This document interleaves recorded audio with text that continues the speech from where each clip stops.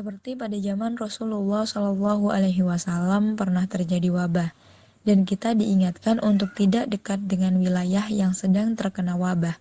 Dan sebaliknya, jika kita berada di dalam tempat yang terkena wabah, dilarang untuk keluar.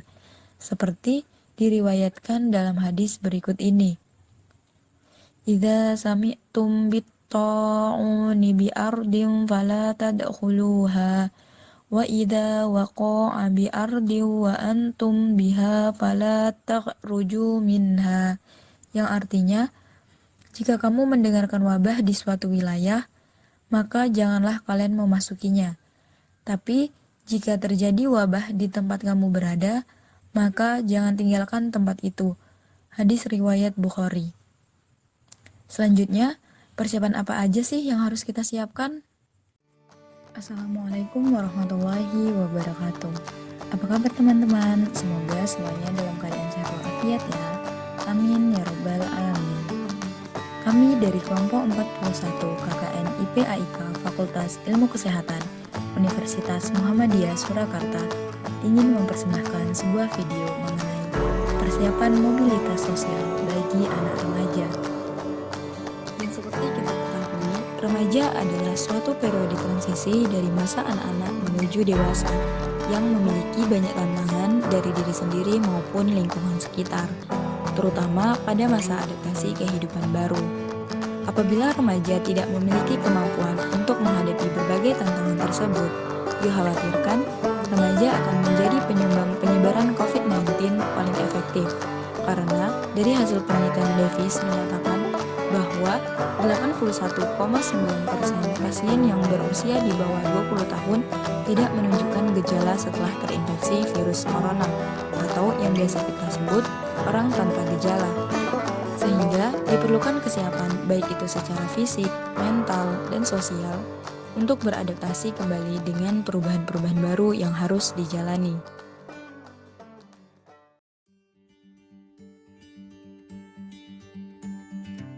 Halo semua, yuk sama-sama kita cari tahu bagaimana cara pencegahan virus COVID-19. Kalian tuh tahu, salah satu cara pencegahan virus COVID-19 salah satunya adalah menggunakan masker. Penggunaan masker merupakan salah satu langkah pencegahan dan pengendalian yang dapat membatasi penyebaran penyakit-penyakit virus saluran pernafasan, tentu saja termasuk virus corona. Penggunaan masker dapat menggunakan dua masker, yaitu masker non-medis dan masker medis.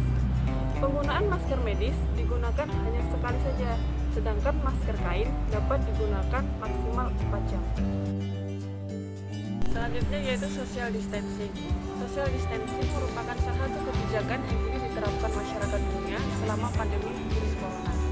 Tujuan dari kegiatan social distancing atau physical distancing adalah meminimalisir interaksi antara masyarakat yang kemungkinan terdapat beberapa warga yang terinfeksi.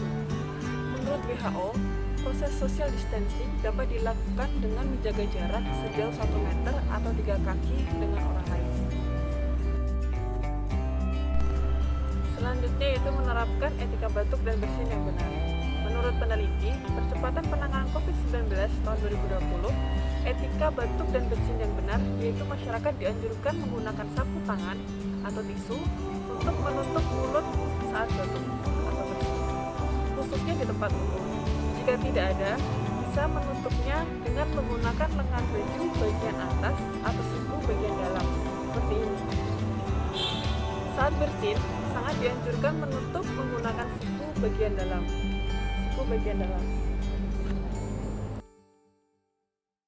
Langkah pencegahan COVID-19 selanjutnya adalah mencuci tangan. Mencuci tangan dapat dilakukan dengan mencuci tangan menggunakan sabun dan air yang mengalir. Selain mencuci tangan dengan sabun, kita juga dapat menjaga kebersihan tangan apabila di tempat-tempat umum atau jauh dari air, yaitu dengan menggunakan hand sanitizer. Yang pertama yaitu basahi kedua tangan kamu dari telapak tangan hingga pergelangan tangan dengan air bersih yang mengalir. Selanjutnya tuang sabun secukupnya dan oleskan kedua tangan kamu hingga menutup seluruh permukaan tangan. Kemudian yang ketiga, gosok kedua telapak tangan dan punggung tangan secara bergantian, lalu bersihkan kuku-kuku jari tangan, lalu bersihkan jempol jari tangan dengan cara menggenggam dan memutar ibu jari secara bergantian. Kemudian gosok tangan setidaknya selama 20 detik. Kemudian bilas tangan dengan baik di bawah air bersih yang mengalir, lalu keringkan tangan dan menggunakan handuk dengan bersih. Nah, imunitas menjadi salah satu hal yang penting untuk menghadapi kehidupan new normal. Kita harus menjaga daya tahan tubuh agar tetap kuat. Salah satunya dengan cara konsumsi makanan yang sehat dan bergizi. Mengapa? Karena konsumsi makanan yang sehat dan bergizi dapat membangun sistem imun tubuh kita agar tetap kuat serta terhindar dari infeksi virus. Lalu bagaimana cara kita mengkonsumsi makanan yang sehat dan bergizi? Kita dapat menerapkan konsep isi piringku. Dan ada 3 hal yang perlu diperhatikan dalam menerapkan konsep ini. Yang pertama, terdapat makanan pokok. Makanan pokok merupakan sumber karbohidrat seperti nasi, jagung, ataupun umbi-umbian.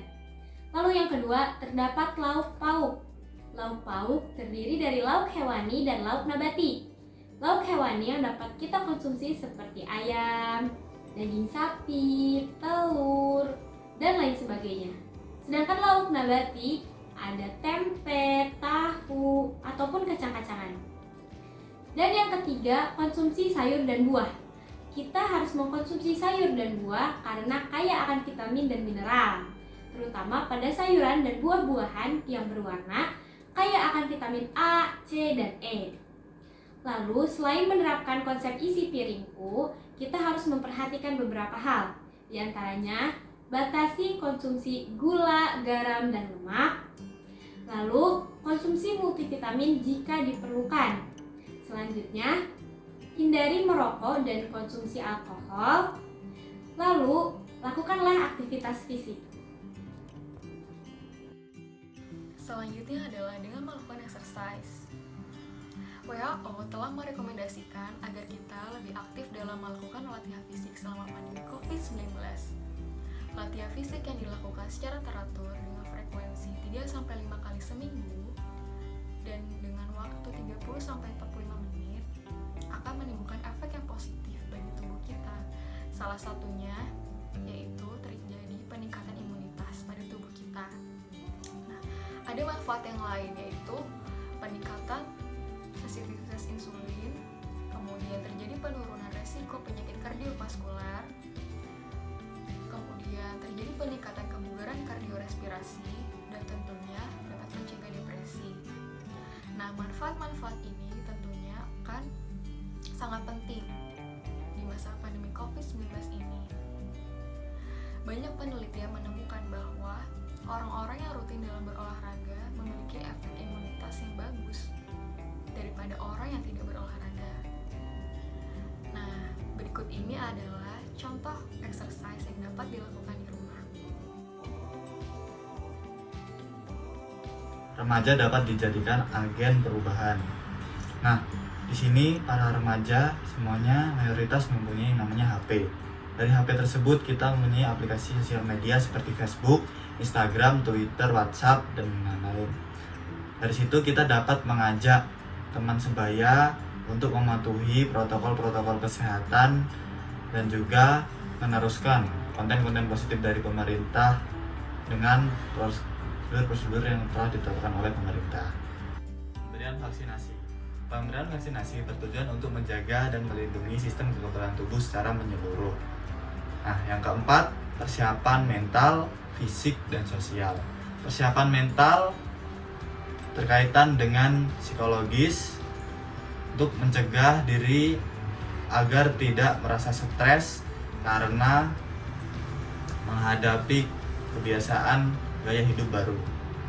Persiapan fisik seperti olahraga, makan makanan bergizi supaya tubuh kita agar tetap fit. Persiapan sosial kita agar membatasi relasi dengan orang agar memutus mata rantai penyebaran COVID-19. Terima kasih dari saya Guru Taji. Assalamualaikum warahmatullahi wabarakatuh.